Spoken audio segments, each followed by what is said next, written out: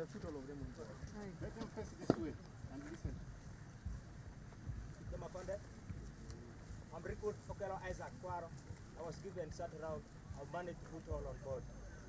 Now I'm going to lay a friend.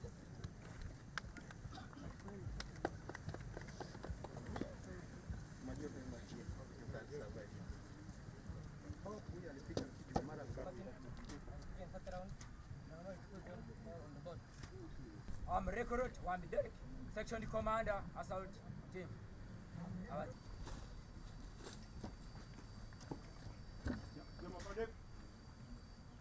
I'm recruit Chatuka Nixas Wandanga.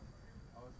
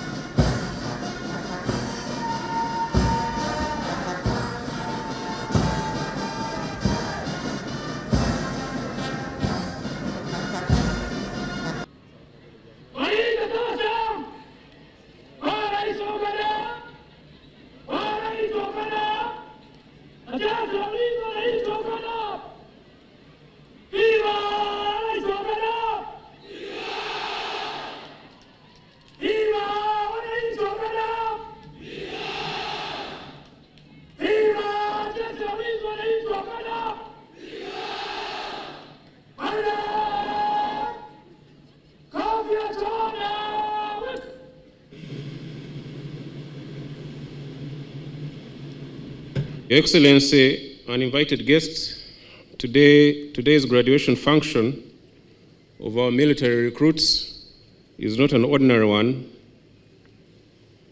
for many reasons. First, in terms of the record number of those that are graduating, a big number, one that we usually do not see graduating in one go.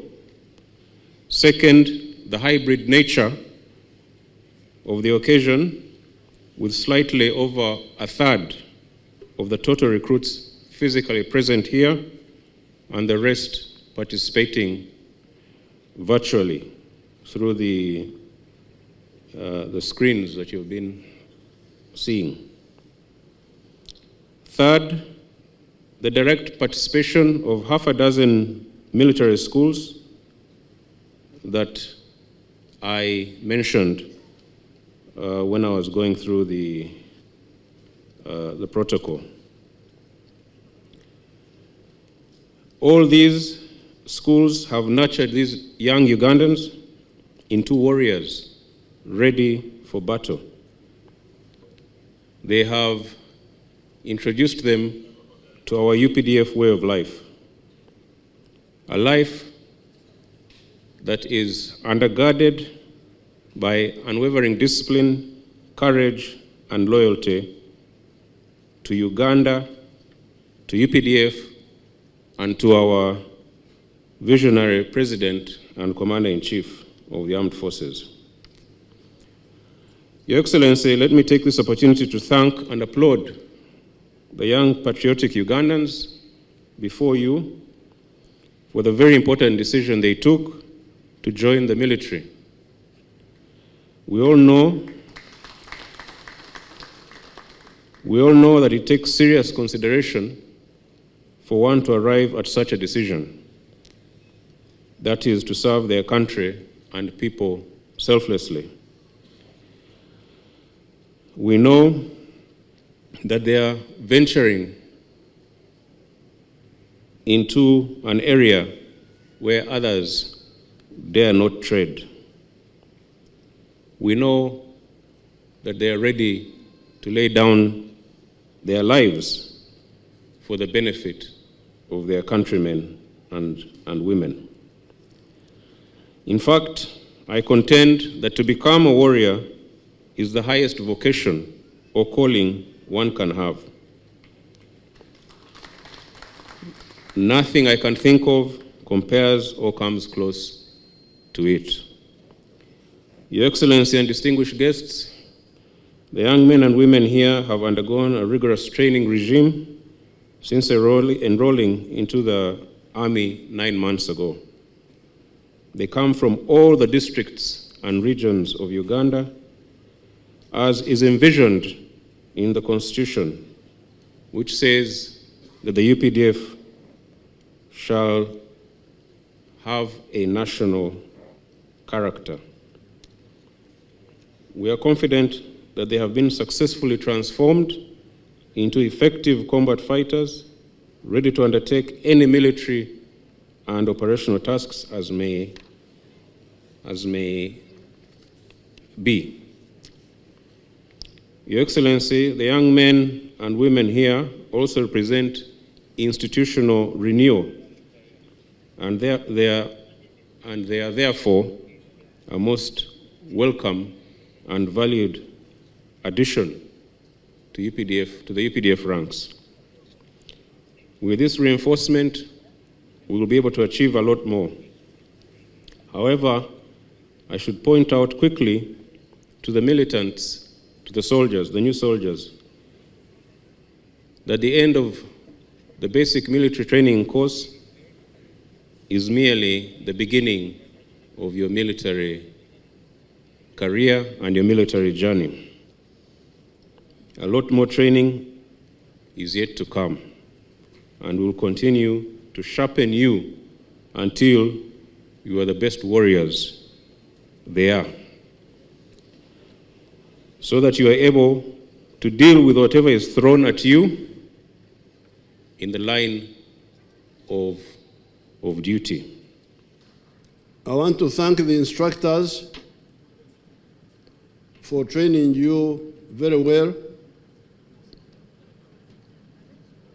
Before we came here, we witnessed some exercises which were excellently executed. And those showed that the training has been good. I also want to thank the CDF and his commanders for bringing a new spirit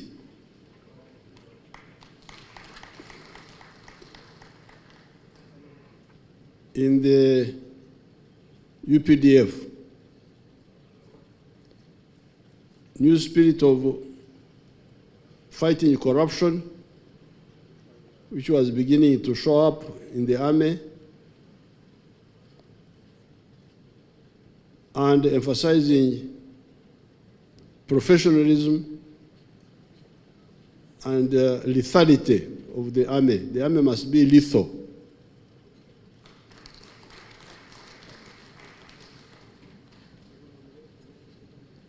The army should be sharp, not blunt. And that's what the CDF has been talking about here. As I made the remarks when we were down there in the exercises,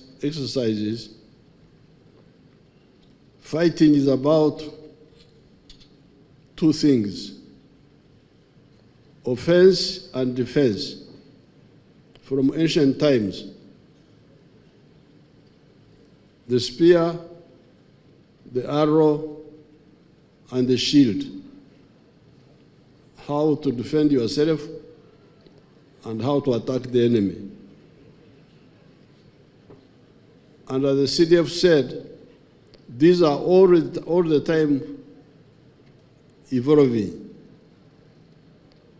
It's therefore very crucial for the army to keep pace, not to lag behind. When the army lags behind in technology and fighting skills and organization, the country is in danger. That's what had happened to Africa in the past. Africa was colonized because our chiefs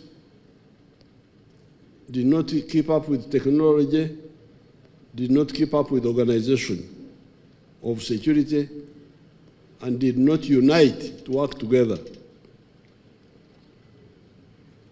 So therefore, I'm very happy with the CDF's emphasis on professionalism and enhancing lethality of the army.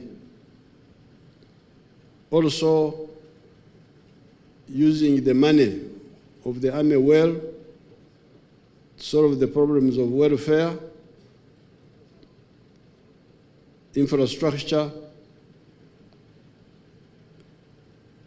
training, health, and so on. I'm therefore very happy to see all these new ideas, including this one, because in the past we used to spend a lot of time. I remember in 1979, when we were reorganizing UNLA, we had trainees in Kabamba, trainees in Mbende, Nakasongola, and some other places. So with Vinaisa, we had to go to every cantonment to pass them out, repeat the same thing. So here we would have had to go to Labourdong, from there we go to Oririm, from there we go to Ruhengere, and so on. But this innovation by CDF and his commanders that we can do it at one place and we share virtually using technology represents the spirit of innovation and transformation, which is very good for the army. Now, you, the young people, as the CDF told you, this is the beginning of your career.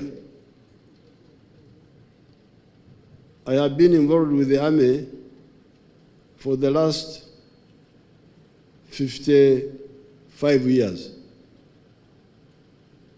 From 1971 up to now, I'm always involved with the army. But you can't do that if you are not medically fit. Even today, if you need any long walking, I can be with you. You can't leave me behind. So, looking after your life so that you remain fit is fair for yourself, fair for the army, and fair for your family. Because it is not fair for us to train you and for your family to educate you,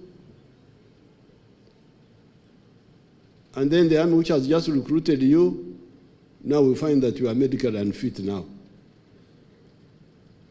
You will have let us down. Let yourself down and also let us down.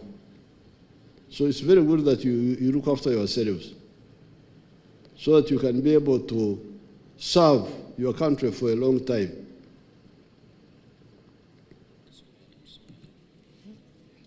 The third one is recruit Nawanga Dokas, trained from Olirim Training School, female age 27 years, and she was recruited from Boikwe district. Her level of education is bachelor's degree of science in management.